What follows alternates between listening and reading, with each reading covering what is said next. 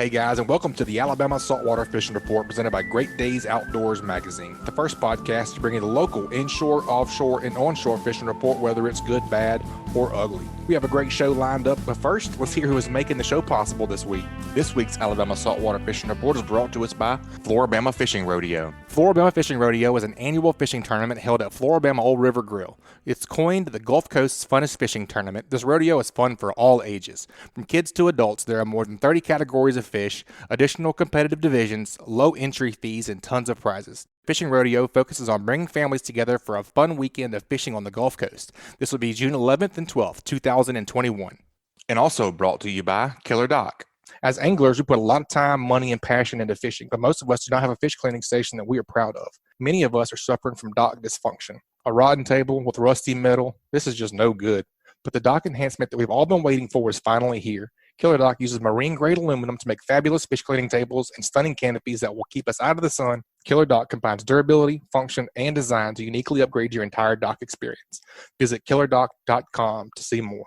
I am your host, Butch Theory, and we have some great reports this week. We've had some absolutely beautiful weather for the last 4 or 5 days, despite a little bit of wind. I know we had some guys get offshore. Hopefully we have a really good offshore report coming for you guys. I know all of our inshore guys have been fishing their booties off. We have a lot of good inshore stuff, and man, there's been pompano blowing up everywhere, all over social media news feeds. There's been a ton of really, really nice pompano being caught, whiting, giant reds from the beach. It sounds like fishing is really, really heating up, and I look forward to getting the report this week.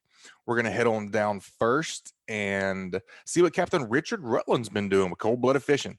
What you say, Captain Blood? Tell us a fish story, man. I hear some birds squawking back there. You must be on the water hot and heavy this morning. I am, man. How you doing, Butch? We're doing good, buddy. Trying to get this report out to everyone. It's going to be, and it's been beautiful. I know it's supposed to blow a little bit this weekend for our offshore guys, but still ought to be a great weekend.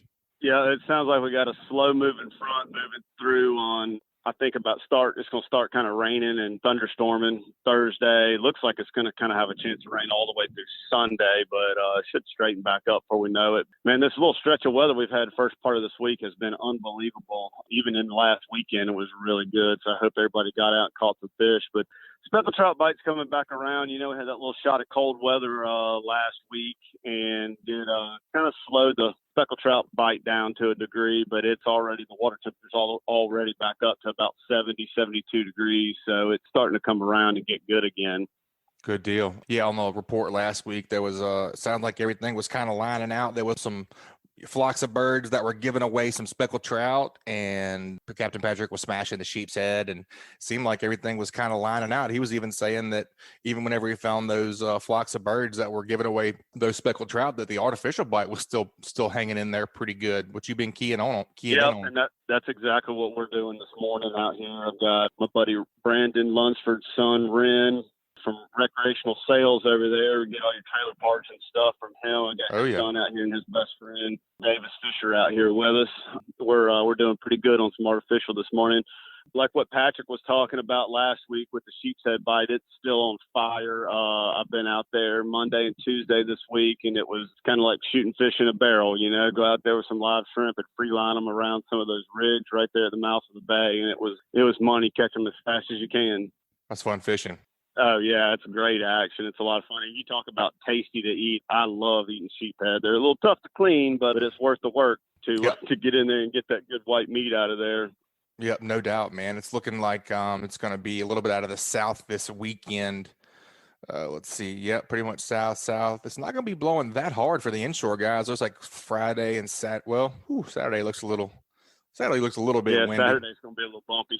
It's going to be hard to get in and out of there. But if you got a trip coming up on Friday, Saturday, are you seeing anything changing? How are you going to approach this weekend? No, the only thing that, everybody gets out on the water, you got to be mindful that we have still a lot of fresh water coming out of the river systems. And so everything around Mobile Bay, like in Mobile Bay and around the edges, is real muddy right now, real fresh water. And a lot of it's just on the surface, but it's pretty dirty. So for speckled trout, I've been starting to go down the Mississippi Sound a lot. It's where I've been down here. But on some days when we've had some good incoming tide, I've been doing really well on some bull reds out around the mouth of the bay. And they've been like schooled up kind of on the surface and whatnot. but sometimes you can't see them. We've been just kind of following the slicks up. They've been slicking up real good out there. You'll see like a little series of slicks, and I'll kind of, per se, follow the yellow brick road up to the top of where they're starting at, make a drift through there with some, not doing anything special, not using live bait, just been jigging some little slicks on about a 3/8 ounce jig head, just jigging it off the bottom, making a long drift. And most of the time when somebody hooks up, everybody hooks up all at the same time. Been having a lot of like doubles and triples on that out there. It's a lot of fun. Heck yeah, it's a lot of fun, man. You can't, like you say, you can throw out anything out there, beef jerky, when you get one of those big schools and they'll eat it up. That's fun. I love fishing those big bull reds. Yeah, it's a ton of fun. I would kind of maybe remind all of our listeners too, those big bull reds are what you call your brood stock. They're the ones that spawning the most and creating more fish. So it's good to practice catch and release on those bull reds. And I don't know if anybody's ever eaten one, but to me they're not very good. They kind of get a little chewy tasting almost. They've got kind of so much fat in between the layers of meat there. They do. When they get a little chewy. So always encourage catch and release on that. Get those worms in them too, so you might as well just fight them and let them, to live another day. Just the beauty and the fight in them is what's so cool to me. We've had a couple days out there where it looks like a couple thousand fish stood up on the surface, and the water almost turns gold from all their backs out of the water and stuff. And it's fun to throw some they'll hit top waters out there real good. You can get them kind of schooling up and following that top water, which is a lot of fun. They'll be blowing up on it, knocking it out of the water, and all kinds of fun stuff. So it's always great. And I always kind of think about this time of year, usually starting about sometime in March and staying good all the way through May most times. And then it starts to get a little trashy. The ladyfish and bluefish and stuff, sharks will show up and start cutting you off and whatnot. But this is the time to be out there. Yep, I would definitely say that it is Dixie bar season. It's on right now. If you guys have never got in on that, be safe and watch the weather and get out there. It's pretty special. Like you say, it's definitely something unique we have to the area. There's a really cool article in Great Days Outdoors magazine that you were in. I believe it was in last month's print that you got to check out. It was very, very informative. Man, it's just nothing like that. I've done it a bunch, and if you've never done it, get on it. That's about all I can say about that. Yep. And I just want to remind everybody, like I said, the water's really dirty in the mouth of the bay right now, but I've been catching them on that incoming tide. The water cleans up from the east, coming back into the bay. It cleans up that bar real good. Really, though, I kind of noticed yesterday when I was bumping around out there, you could look in your prop wash and see some clean green water kind of kicking up in your prop wash. And like I said, if you can find them slicking up, just run along until you see a little series of slicks. Usually just kind of get upwind, up current of those slicks and make you drift into that area. And most of the time, like I said, when you find one, you find them all. Yeah, that's a great tip in itself, man, because, it's not like we we're just talking about, it's muddy up top, but it's probably a little more clear down water, especially with that moving water out there on that bar. Yeah, when I was easing along, idling along, you could see I was kicking up like real pretty green water underneath. Mm-hmm. So it was just kind of a layer across the top of that fresh water. Yeah, for sure. Well, man, I know you got a trip going on. We appreciate your guys letting you be a part of that, part of this today. Man, if you want to leave folks with a tip, what you got for an inshore tip this week? Recently here, and I just try to talk about stuff that happens to me on semi-regular basis. But I had some issues with one of my batteries on my trolling motor, so I called over there to do its battery supply. Where I buy my batteries. And he said, man, have you checked the water in them? And I didn't even really think to check the water in them. So I took the sticker off the top and unscrewed all the little cells right there. And sure enough, all three of my trolling motor batteries were low. I could see the lead, the water had gotten down below the lead in there. And so I just went and bought a gallon of distilled water, and I put a whole gallon of water in 3 batteries and got them back up. And sure enough, my battery came right back up and started working good again, so it being springtime and everybody's starting to get out, that might be something you want to do. Get in there and do a little battery maintenance, check your water levels, check your all your connections, make sure you're knocking out that corrosion that'll happen on those terminals. I know just about every time I ever had a trolling motor problem back in the day, I'd bring my boat over there to Vernon at Fox's Trolling Motors, and he'd be like, he always went straight to the boat. He never worried about the trolling motor until he checked the boat. Make sure that your connections are good and make sure your batteries are good. You got good voltage and all that before you start looking at your trolling motor. So a lot of times that's where your problem lies is in your system there. So always check that. It's a good time of year to be doing that. Maybe this weekend too. It's blowing and raining a little bit. Might be a good time to do that. Yeah, absolutely. Yeah, good time for maintenance for everything. I know we talk about it every now and again. Like you say, that's a great tip. Man, get all your fishing gear lined out. Make sure all your rigs are ready because it's time. Need to be sitting on go. I think that's a great tip. Yep. I appreciate you having me on. All right, Captain Richard. We'll make sure everybody gets pointed in the right direction if they want to book a trip with you. You guys be safe out there this morning, and I'll talk to you soon, buddy. All right, my man. Y'all have a good one. Thanks, Cap. You too. Always great to hear from Captain Richard Rutland with Cold-Blooded Fishing. You guys want to get on his books and get in on some of his fish killings and catchings and releasings and tags. You never know what that guy's going to be up to. And he also has an offshore boat this year as well. You guys make sure and check him out at www.coldbloodedfishing.com and on all your social medias at Cold-Blooded Fishing. That's a great segment. Let's take a quick break and we'll hear from one of this week's sponsors. That segment was brought to you by Hilton's Offshore Charts. The days of heading out and blindly looking for good fishing areas are pretty much over. Don't waste time and money on fuel searching for fish. You need the most recent, highest resolution images to not only know where to go, but where not to go. The knowledge provided by today's technology is critical when planning an offshore fishing trip. Make the choice that professional captains all over the Gulf make and choose Hilton's Real-Time Navigator. The easy-to-use interface and excellent customer service will have you on the fish every time you go. Check them out at hiltonsoffshore.com. All right, guys, it's always good to hear from old Captain Richard Rutland, Cold-Blooded Fishing. Let's head on down to the Pier Pounder. Let's see what Mr. David Thornton's been up to. I know you've been in the surf some and up on the pier some. What you been up to, Mr. David? How we doing today? Oh, it's warm-blooded for us. It's been pretty much soaking the sun up. You know, it's really feeling good, like springtime ought to now. We've kind of got the cool weather behind us, I think, and some sunny days, and even the water's starting to warm up like it should be. Clarity looks beautiful. It's really been gorgeous. Yeah, the waves have been minimal, 1 to 3 foot range. It may chop up a little bit during the weekend, but I don't think that's going to hurt like the pompano bite, and the water's in pretty good shape, so a southeast blow isn't going to hurt things, I don't think at all. In fact, it may even make it better as far as like maybe stimulating the fish to bite better, I would hope. Mm-hmm. We're going into a new moon period, so there's, the moon's not going to be much of an effect on the fishing. It's more tidally influenced right now. So we're, kind of the best time seems to be coming off the high tide in the afternoon. The mornings haven't been particularly great. They've been picking up some sheep's head at the pier still, and a few pompano, scattered Spanish mackerel, and still some scattered large whiting coming through, and just a handful of speckled trout showing up so far. It's been kind of slow there. I think the cool snap we had last week kind of set us back a little bit. That makes sense. I saw a real nice speckled trout you caught off the pier the other day. How big was that one, and what'd you catch him on? Oh, it was 22 and a half. Man, that's a fine one. Yeah, it was good, and it was a catch and release. I did a catch and release for the Alabama Coastal Fishermen's Association since it was oversized. Nice. Yeah, and it's I like the ethic of putting fish back, and we've got one young lady in the club that released. Let's see, in March she released.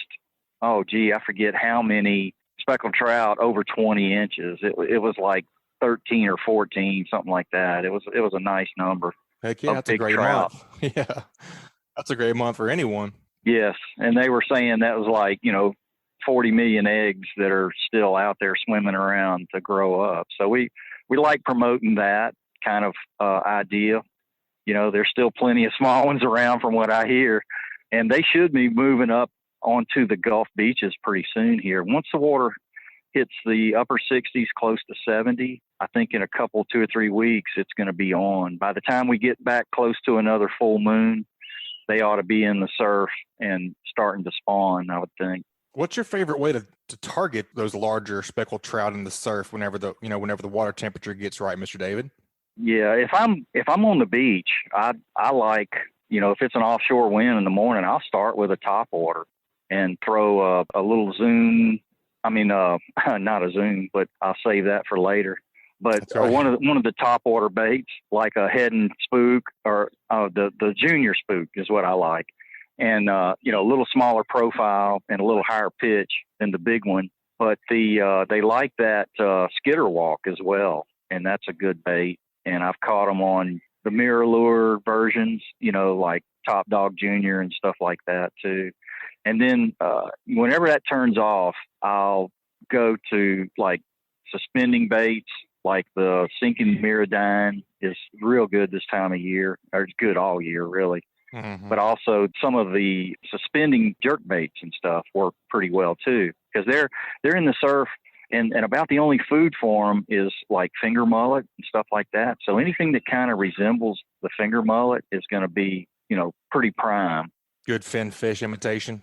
Yeah, anything like that. They're not into croakers and too much. You could probably catch them on shrimp, but I don't think you're going to see, a whole lot of opportunities for that right now, because the fish are going to be scattered, and you're going to want to be walking the beach and plugging and looking for little troughs and stuff close to the beach. And, one thing folks, I think, often overlook how shallow these fish will get. They only need like knee deep water, and, 2.5, 3 feet of water is plenty for a trout to kind of lay on the bottom. And if you bring something past his face and he's in feeding mode, he'll jump out and grab it. Oh yeah. It'll knock you out of your flip flops, because That's right. he'll just come out of nowhere and blast it. Ambush feeding. Yep. That makes a lot of sense. Yep. And the same with, there'll be a few slot reds mixed in. And as we get closer to the end of the month, we'll start seeing a few flounder showing up on their way, inland as well. I think they're moving up too. Mm-hmm. That's always a good surprise in the surf. Absolutely. Let's talk pompano a little bit. I know things are heating up. You said it's been a little bit slow from the pier. I know you had some good days. I've been seeing a ton. Social media's just been blowing up with pompano. And you mentioned that the moon cycles earlier. I mean, it's getting pretty right, isn't it? I mean, this is pretty much the mecca time for pompano, correct? I think so. The next 3 weeks are going to be prime time for pompano. We're coming off the sheephead spawn, and pompano are going to follow with the next full moon in about 2 to 3 weeks. And they're just, filtering into the surf zone by the day. They're just filling it up. And these fish, when they start gathering in the schools, they get hungrier and hungrier. There's a lot of competition. About 2 weeks from now, they're going to be going nuts, I think. I've been seeing some stuff. I saw some folks posting on the interweb about some different thoughts on how or why the pompano bite was starting off so hot. I thought it was interesting. Some folks were saying that because the beaches were closed last year and most of the year, maybe we just have a bumper crop this year. That's interesting to think about. That's right. But, even last year when the beaches were closed, we really caught them good on the state pier, and that hasn't materialized yet. It's and I suspect it's because of the water temperature still lingering in the more like 66, 67 range. And ordinarily the middle of April, we could expect like 68, and it's only a couple of degrees, but that's the teetering point where good things can happen pretty quickly. Yep. That makes sense. And that's what I'm expecting. Yeah. Like maybe by the weekend, if the weather stays mild and we don't have another cool snap, then we're probably going to, step up another rung on the ladder as far as the ambient water temperature of the surf. And it'll sustain in that 68 degree range. That'll get the pompano a bit more active, get them a little further west off here. Mm-hmm. Yeah. And then the water's clear. So, the stage is set, and all we have to do is kind of get all the players on board, and good things I think are going to happen pretty quick. Yes, sir. That definitely makes sense. Whenever you're targeting those pompano, since we're in pompano, getting geared up for full swing pompano, let's kind of key in on that a little bit. Do you prefer a one hook or a two hook whenever I know there's both. Yeah. What's your preference? Well, my preference is to go, mano a mano with them, and stick with the one hook rigs. Right. But and there's situations where you really have to be versatile, even pompano fishing. I know a lot of people are keyed in on the double pompano rigs, and they're great most of the time. And especially when you've got a little surf that'll move those floats, kind of make them undulate, kind of bob around. And that's what they're built for. You want it to anchor in one place, and it just looks like a ghost shrimp or a sand flea or something that's trying to get back down to the bottom. and it's easy prey for those pompano to line up and take a whack at. But the problem for me, the reason I don't just love them is because it's a bigger rod and bigger rig. You have to use heavier weights because you're throwing further distances and stuff like that. Some days that's the only way you can get out there. Sometimes I'll see people wade up to their neck and make a cast, and I guess I don't want them that bad right now. I'm not quite that hungry to go through that. But it's unreal the things that fishermen do, to get the distance. If you've got a 7-8 foot rod, that's about all you can do is shorten the distance and to make up the difference. If you have to reach a sandbar edge that maybe is, 70 yards off the beach, you might have to, wade out 50, 60 feet into the water to get enough distance to reach that target. Then you can walk it back to the beach, and generally, you're going to be waiting 15, 20 minutes between bites or checking anyway. So, you're not talking about getting in the water that much.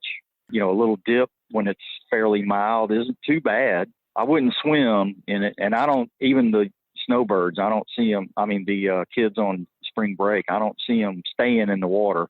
Right. Nobody's soaking. They'll get in for a dip and then they get out and, then they'll get out and lay on the blanket and try and dry out and warm up a little bit again.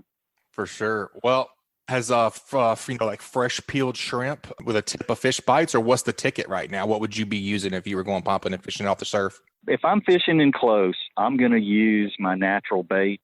I think you're going to come out a little better like that. And for the pompano rigs, with the trying to get long distances and stuff like that, I've really been surprised how well just the Fishbites on the pompano rigs has been working. I tried yesterday, just the bead rig itself worked with the Fishbites, and green and pink seemed to be working the best. The chartreuse green and the pink were what I was getting hits on. And those really seem to be, and maybe because the water's still a little cool and I'm using the fast release formula, and it's kind of putting a burst of flavor out there in the water. A lot of guys, like that kind of thing. And you have to change your bait a little more frequently or check it more frequently. I'd recommend like about every 15, no more than, certainly not even a 20-minute soak, especially if there's much movement to the water. On a calmer day, it may stay on the hook longer. But if you've got, 2-foot swells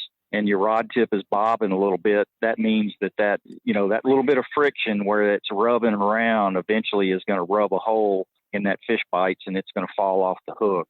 Yeah, especially if you're getting a few nibbles. Yeah. Just washing that stank off of it quicker than it would if it was super still. That makes sense. But it really does, it'll bring the fish into that area. And you may have to hunt around, try a couple of different places on sandbars. What seems to be working best is coming off the high tide, which has been an afternoon bite lately.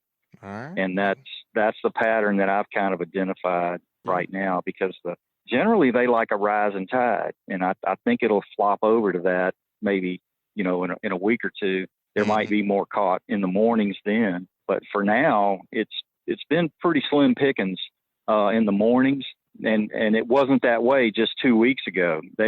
Last weekend there were like 18 or 20 rods lined up along the beach between the pier and the convention center. So that gives you an idea of how hard they were hitting it. Most guys were limiting out, and today there's nobody fishing on that same stretch of beach. Yeah. Because they just hadn't, the morning bite dried up is what happened. Hey, I like it. Save it up for the afternoon and get that sleep in and get rested up for the afternoon. I like that. That's my kind of fishing. Yeah, it worked for me. And that's right. If you're lucky enough to get in a place where you've got deep water in close, you can go with the shorter rods and the lighter tackle that way, and that really increases the fun factor. And in fact, yesterday I was fishing with a guy and his son new to the area, and thought I hooked what we thought was a drum at first, a big black drum. And the young 12-year-old fella fought it like a champ on a 6-pound outfit for about 15 minutes. Wow. And at least, and it was a 30-inch redfish. Wow, that's a heck of a fight. Yeah. Yeah, I mean, this was a 12, 13-pound redfish on 6-pound, That's and fun. he landed it in the surf. It was really an epic fight, and he'll remember that for a long time. So we were tickled to get him in on that. I just love going hand to hand with a big fish like that on light tackle. Yep, And the water's still cool, and the fish swam away. I mean, it was a legal catch. He could have kept the one oversized, but he wanted to put it back, and we were really tickled to, he had that good ethic, and we put the fish back in the water to grow up and get bigger. Good. Oh yeah, I like that our younger generations are catching on to that. I think it's important. We like to catch them and we like to eat them. That brings me to you got the Hey Cap question this week. Okay. Yeah. Scott Purden says, "Hey Cap, I just recently found your podcast. I live in Ohio, so this is all new to me. This will be my first trip down surf fishing. I hear about all the great fishing from the surf. What species are good to eat?" He said, "Give me like a top 5 of your favorites. Of course, what's in season." Okay, top 5. Yeah. I would think that pompano is going to be at the top of the list for most folks. They're really good fish. One fisherman long ago described them to me as fish with butter already inside. And that kind of gives you an idea how rich they are. They have a diet that consists mostly of crustaceans, and they just have really firm flesh because they're in the jack family, and they really do cook up well, and they're not oily or anything like that. I prefer to bleed them, especially if I'm going to bake them, but they're also great pan fried, and people like to grill them. You can smoke them. It's one of those Bubba Gump chicken of the sea kind of fish that are pretty versatile. Yeah. And that's one reason that it's pretty much everybody's favorite. And close to that would be flounder. I think, again, it's a versatile fish, white fleshed, real firm meat. People really like it. And they just really stacks up well against other fish. And it's a favorite for sure for inshore fishermen. Agreed. And probably number 3, I think, would have to be whiting. It's a smaller drum, and even the larger whiting, they're 1.5 pounds and up, still have good texture to the meat. They're great fried. They're even better pan fried, pan sauteed. I love them that way. And it's probably a little healthier. I think whiting's a little bit underappreciated. Yeah, for eating quality. And they can be, if you let them sit in the water, they can get a little mushy. And after they've been frozen, they're a little overly flaky, I guess you could call it. But they're definitely one of my favorites. They freeze well, and they're plentiful. Pretty good size. They're a lot of fun on light tackle. So that would be my number 3 fish. Number 4 for surf fish, I think would have to be slot-sized black drum. And I'm referring to like a slot in Florida. In Alabama, they're not regulated, of course, but puppy drum, black drum puppy drum up to the size to where they start losing their stripes are really good eating.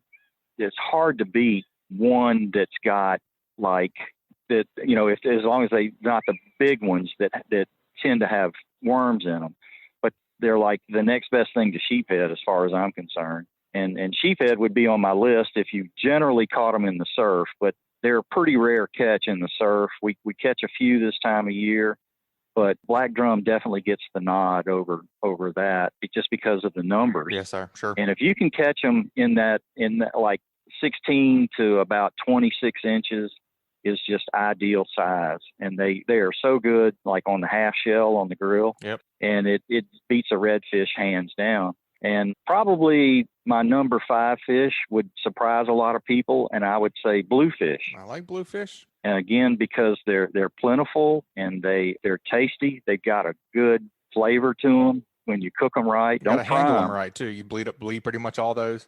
That helps a lot. Yeah, I've learned that bleeding fish on the beach really does improve the quality of the meat. Yep. And it helps it, by not having the blood in the muscle, it'll last longer in the refrigerator. So, I mean, I'll wait 4 or 5, even 6 days before I cook it, and it still doesn't have a strong fishy odor to it, and it's because a lot of that blood has been removed, and it's a whole lot lighter texture and taste when you do cook it. Agreed.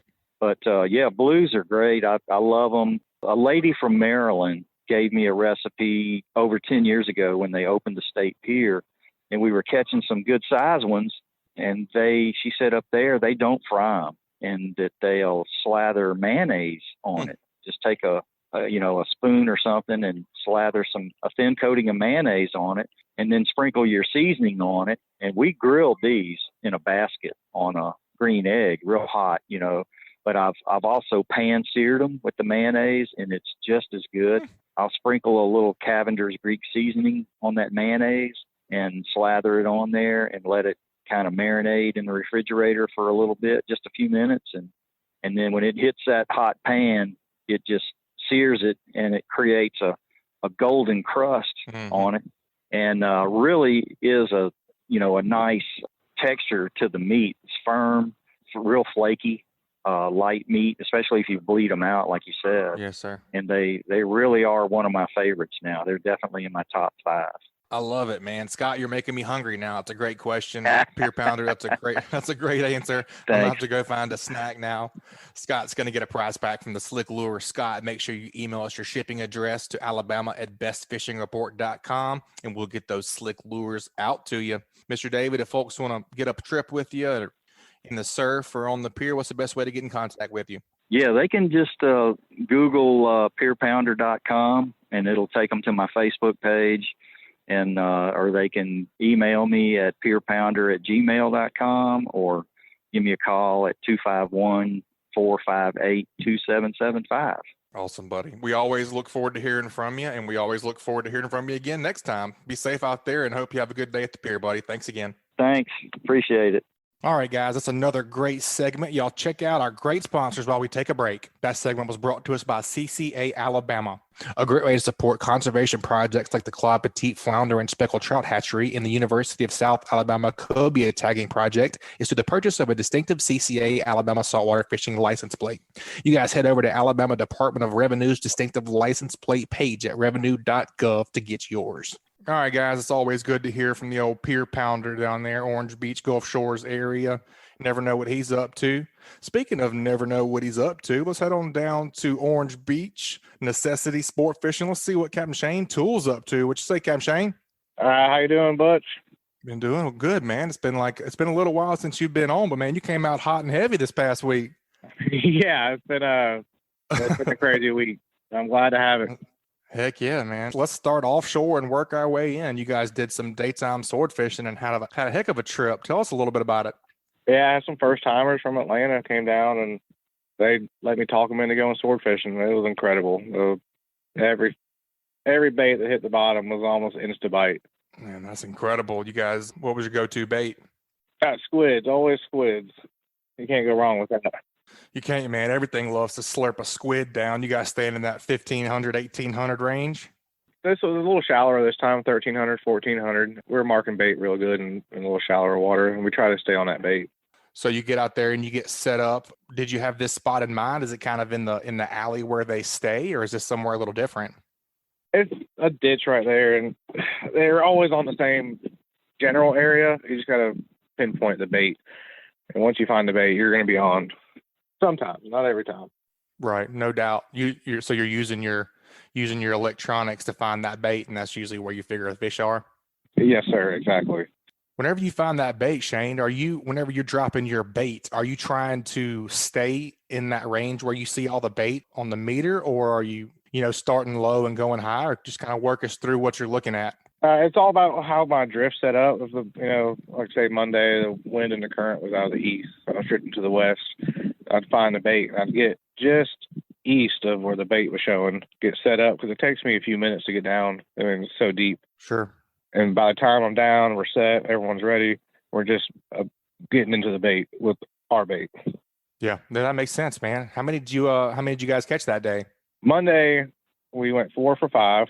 Man, we had that's a awesome. 202, a 160, and released 2 pups. Man, that's an incredible trip right there. That's a trip of a lifetime for anyone. That's awesome.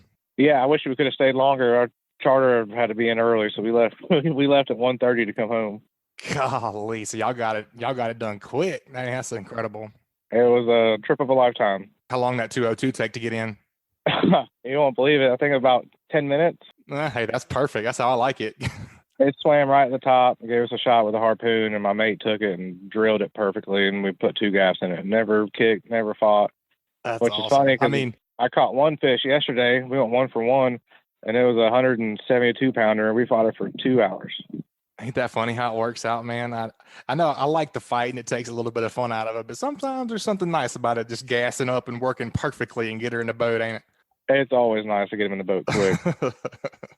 All right, man. Well, I know you guys have been dialed in on the swordfish. I see some really, really nice grouper. Tell us a little bit about that, about how deep were you guys fishing and what were they biting? Yeah, scamps just came back in season April 1st. So with our trip yesterday, swordfishing slowed down a little bit, and we don't need any more than that 1. So I think we started at 350 to kind of try some deeper rocks, but the current was too bad. So we moved into 250, and man, not a lot of show on the rocks, but the fish were there. It was triple headers, quadruple header scamps, big ones too. I mean, I think we had 2 bonus red grouper on that. Yeah, those are beautiful, man. Talk about some good table fare. Goodness gracious. That'll make anything else look, not that great. I love scamp. I love those yellow edges, and anything like that. It's just absolutely delicious. Amazing.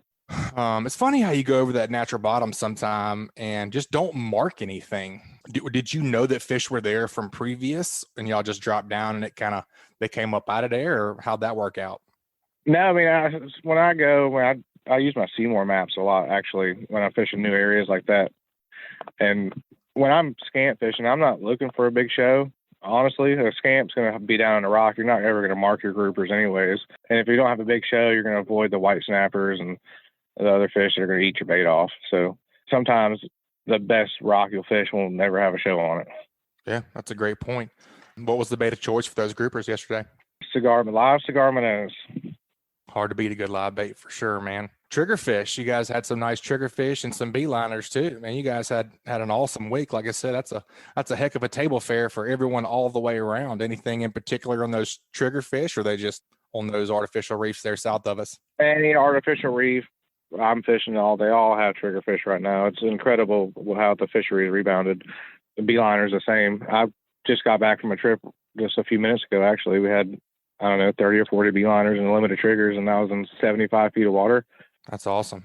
Whenever you're targeting those triggerfish and beeliners, I know we get the questions all the time about people, well, I've got my red snapper limit. What do we do now? I'm like, man, there's plenty to do. You just got to know how to do it. Whenever you're looking for a reef targeting those triggerfish and vermilion snapper, what are you looking for, Captain Shane? When I'm targeting the triggers, I look for a certain depth. I like to fish anywhere from 70 to 110 feet. That's normally guaranteed you're going to catch some triggerfish. When you mark it, there's some fish up higher in the water column. It's normally a good sign. Like when I'm fishing a spot, I don't ever drop all the way down to the bottom. If you drop to the bottom and you get the juvenile snappers fired up, it will ruin the spot. And the triggers will bite, but they won't beat the snappers to your bait. Yes, so sir. If you keep your bait high in the water and just target the triggers, then you'll have a better catch. That definitely makes sense. We've had some people on here. I think it was Captain Kendall on the Gulf Rebel. And I know my brother does the same thing on the Escape, like targeting those bigger structures, like the barges and the bigger reefs. You think that makes any difference on those triggerfish and beeliner? I don't think it matters with the triggerfish. With the beeliners, that's some of my favorite stuff to fish is the big. I mean, I fish a lot of the public stuff for the beeliners. And you get off the big structure just a little bit, and I mean, it's phenomenal, big, giant beeliners. And they get overlooked. Nobody targets them. No doubt. Man, that's an awesome report, Captain Shane. We got to get that tip from you before we let you go. What you think for an offshore tip this week? Big thing that helped my trip out on yesterday's trip with the groupers was catching fresh live bait in the morning. This time of year, it can be hard to catch live bait sometimes, but it was the sea buoy right out front on the bottom with sabiki rigs. It was catching 3, 4, sometimes 5 cigar minnows at a time. It was really nice, and it really a difference in your trip. We pinfish, and you can put the trap out, catch a pinfish, but if you're going scamp fishing, you got a live well full of cigar minnows, you're going to do very well. Yep, that's what Captain Adam was saying last week too. Kind of made the difference with him is, if you put an extra 30 minutes or even an hour into catching the bait that is going to work, it'll definitely pay off at the end of the day. In the long run, it'll show off in the box as well. 100%. It's all about the live bait. You got to have it. Awesome, Captain Shane. That's an awesome report, man. I'm super peanut butter and jealous you guys got to get out and whack those swordfish. Look forward to look forward to going with you one day. I know we had that trip. It kind of got botched, and look forward to rescheduling that, man. I need to get out with you. Oh, yeah, we'll be going soon. While the bite's hot, we need to go. Let's get it, man. All right, buddy. If folks want to get up with you and book a bottom trip or a tuna trip or get on those daytime sword fishing, what's the best way to get in touch with you? You can go to my Facebook, send me a message, Necessity Sport Fishing. You can go to necessity.fishing, or you can call us at 251-255-7400. Awesome, buddy. Always good to hear from you, and we look forward to hearing from you next time. Thanks again for the report. Thank you, sir. Appreciate y'all. That's another great report, and it was brought to us by Foster Contracting, Fortified Roofing Pros. The recent thunderstorms that have been producing wind and hail in the area may have damaged your home's roof. The certified roofing pros at Foster Contracting offer free roof inspections, and if your roof has received damage, most homeowners will have little or no cost out of pocket when going through your insurance. If you're looking for quality construction with a dependable, licensed, and certified fortified roofing professional, give the Fortified Roofing Pros a call at 251-973-9999. They're a family-owned business that is big enough to get the job done, but small enough to care. Remember to support the local businesses that make your local podcast possible, and check them out at fortifiedroofingpros.com. All right, guys, that's another great Alabama saltwater fishing report. You know, we got to do What Did You Learn? And I'm going to have to go with some pompano lessons today. I'm looking forward to getting out the next few days and this weekend, and I'm going to be participating in the Alabama Pomp Stomp over there at Sam's Bait and Tackle. I'm actually headed there momentarily after this. Going to head down and get some rigs and some fish bites, and me and the father-in-law are going to try out some pompano next couple of days. Hopefully we can get in there and get on the leaderboard on the Pomp Stomp. So that's what I took from it. Going to go out and get some fresh shrimp. Going to do what Mr. David the Pier Pounder said. Going to get out those rods and find us a great cut. And I'm good after them pompano. You guys wish us luck. Everybody else have great luck this weekend. You guys please be safe if you're out on the water boating. And this week's What'd You Learn sponsor was Fishbites. Are you tired of scrambling for bait whenever you decide to go fishing? Have an artificial bait that's better than live bait, ready to go at a moment's notice with Fishbites. It's easy to pack and travel with, and it's also shelf stable, and not to mention tough. With Fishbites, the bait stays on the hook and the fish stay on the bait. Check out the full line of scented saltwater, freshwater baits, and tackle at fishbites.com. All right, folks, that's going to wrap it up this week. You guys please subscribe, rate, and review wherever you listen to podcasts. If you'd like us to email you the podcast each week, just text the word fishing to 314-665-1767. Again, just text the word fishing to 314-665-1767 to subscribe to our email list, and we'll send you the new show each week. You guys keep whacking them. We'll talk to y'all next week. This week's Alabama Saltwater Fishing Report was brought to you by the Flora Bama Fishing Rodeo, Bucks Island. They have new pontoon boats, bass boats, bow riders, and aluminum boats for sale. They provide boat service on all kinds of boats, even if they weren't purchased from Bucks. Visit them at 4500 Highway 77 in Southside, Alabama, or give them a call at 256-442-2588. And also brought to you by Test Calibration. Test Calibration is your source for sales and service of diesel turbochargers and fuel injection systems since 1976. Contact them at 800-822-0057 or visit them online at testcalibratindieselandturbo.com. And also brought to you by the Alabama Marine Resources Division. The Alabama Marine Resources Division reminds all recreational anglers that gray triggerfish, greater amberjack, or red snapper must be reported through Snapper Check prior to landing the fish in Alabama. For more information about Snapper Check, please visit outdooralabama.com. This week's Saltwater Fishing Report is brought to you by Angelo Depaola, the Coastal Connection with eXp Realty, your boating and beach property specialist. Check me out on Facebook at Angelo Depaola Realtor, the Coastal Connection, or call me direct at 850-287-3440. And also brought to you by Daycool Heating and Air. The pros at Daycool have been servicing Mobile and Baldwin counties for over a decade. Contact them at 251-633-5121 or check them out online at www.daycoolair.com. They are license number AL07028. And also brought to you by SunSouth. For quality John Deere equipment affordably priced, visit your neighbors at SunSouth. Visit your local SunSouth and check them out on the web at www.sunsouth.com. This week's Alabama Saltwater Fishing Report was brought to you by me, Joe Baya, and National Land Realty. If I can help you in any way with the purchase or sale of land in Alabama or Florida, whether it's timberland, farmland, recreational land like hunting land, or even agricultural land or ranch land like horse farm, drop me a message at jbaya@nationalland.com. That's JBAYA@nationalland.com.